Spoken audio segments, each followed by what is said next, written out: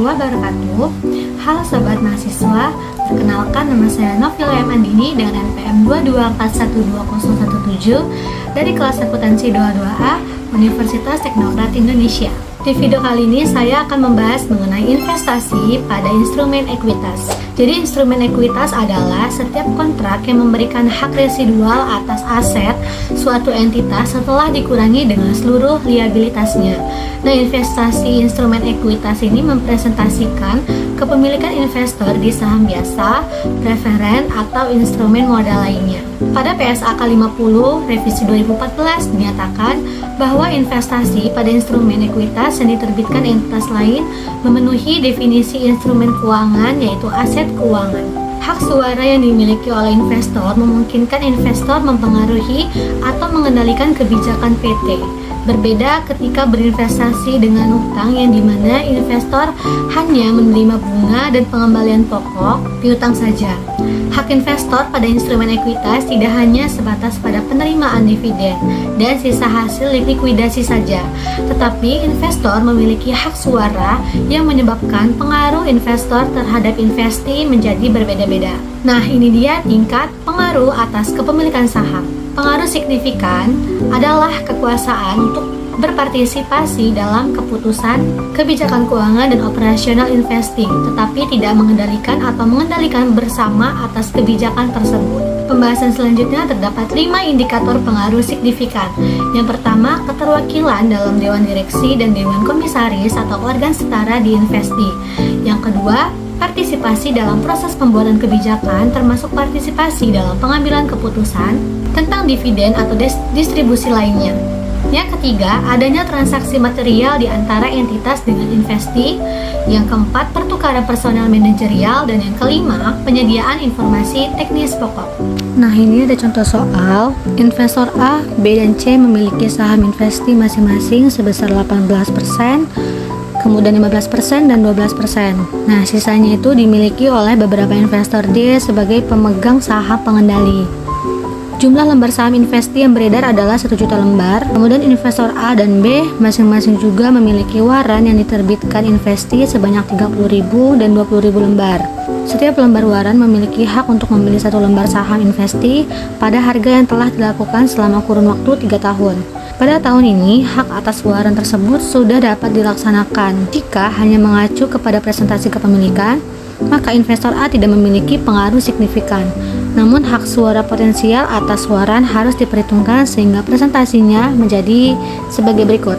Nah, ini ada hak suara potensial. Tadi kan katanya investor A itu memiliki 18%, kemudian investor B memiliki 15%, investor C memiliki 12%, dan sisanya adalah investor D, yaitu 55%. Nah, untuk aktual, kenapa bisa dapat 180.000 itu didapat dari 1 juta yang ada di soal. Nah, itu jumlah lembar saham investasi yang beredar adalah 1 juta lembar.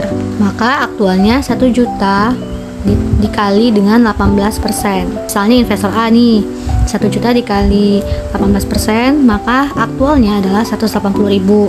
Nah, begitu juga dengan seterusnya. Kemudian lembar saham potensi hak suara investor A itu 30.000. Dapat dari mana? Nah, itu ada di soal. Di bagian investor A dan B masing-masing juga memiliki waran yang diterbitkan investasi sebanyak 30.000 dan 20.000 lembar. Nah, jadi investor A-nya 30.000, investor B 20.000, investor C sama D-nya nggak ada. Jadi total lembar saham potensi hak suaranya hanya 50.000. Nah, untuk jumlah itu hasil penjumlahan dari aktual pada investor A ditambah dengan lembar saham potensi hak suara investor A, maka hasilnya 210.000.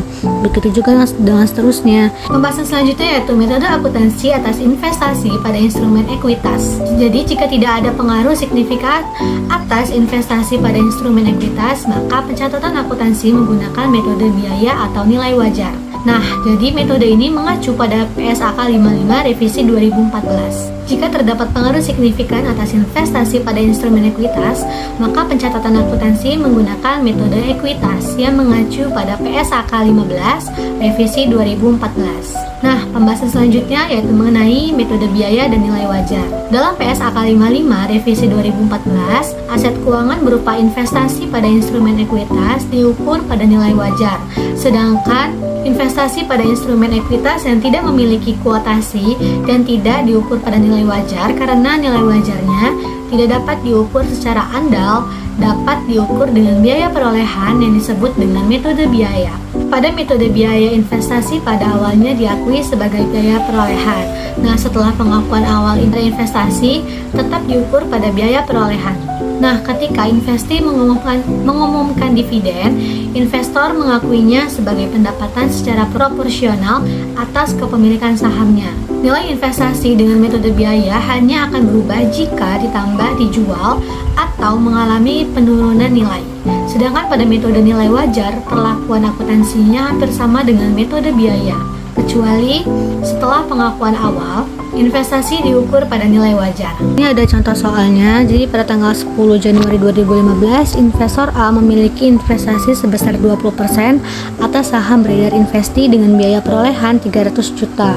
Setelah dilakukan analisis atas kepemilikan tersebut, investor A tidak memiliki pengaruh signifikan atas investi. Selama tahun 2015, investi membagikan dividen pada tanggal 1 April sebesar 100 juta dan melaporkan laba bersih sebesar 200 juta. Pada akhir tahun 2015, nilai wajar saham investi adalah 110 per lembar. Jumlah saham beredar investi selama tahun 2015 adalah 15 juta lembar. Jurnal pada investor A, penulisan ayat jurnalnya. Jadi pada tanggal 10 Januari 2015, itu ayat jurnalnya investasi berada di debit pada kas yang ada di kredit sebesar 300 juta rupiah. Untuk mencatat perolehan awal investasi yang ada di soal.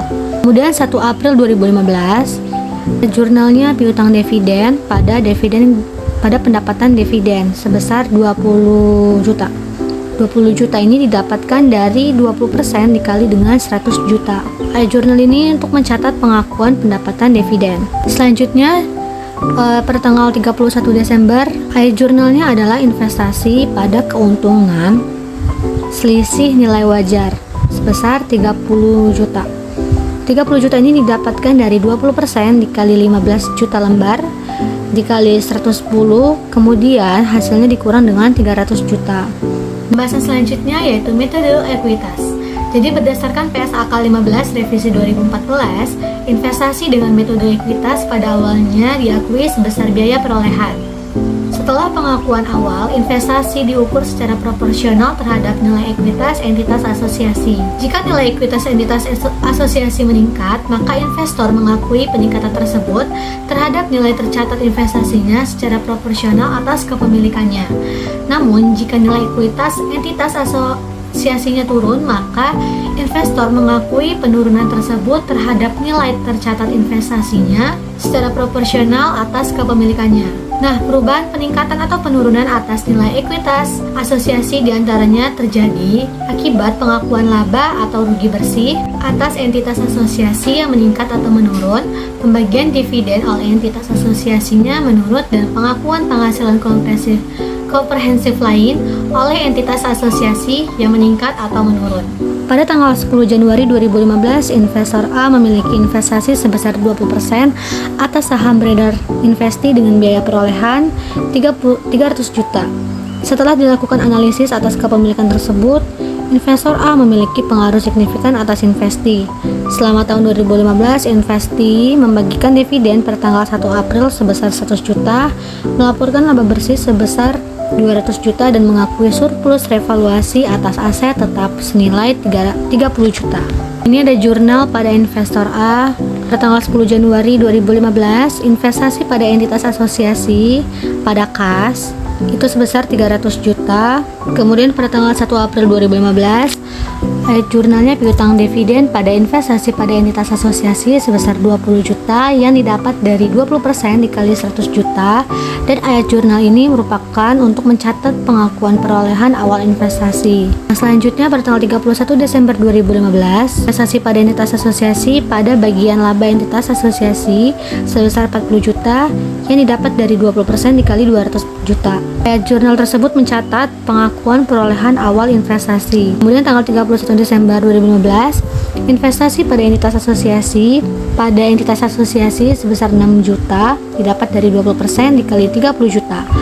Ayat jurnal ini untuk mencatat pengakuan bagian penghasilan kompetitif lain entitas asosiasi. Nilai tercatat investasi pada tahun 2015 menjadi 326 juta, itu didapat dari 300 juta dikurang 20 juta di yang sebelumnya ini, kemudian ditambah 40 juta, ditambah lagi 6 juta. Nah, itu dia pembahasan mengenai investasi pada instrumen ekuitas. Sekian dari video kali ini. Bila saya ada salah kata, saya mohon maaf. Wabillahi taufiq wal hidayah. Wassalamualaikum warahmatullahi wabarakatuh. See you in the next video.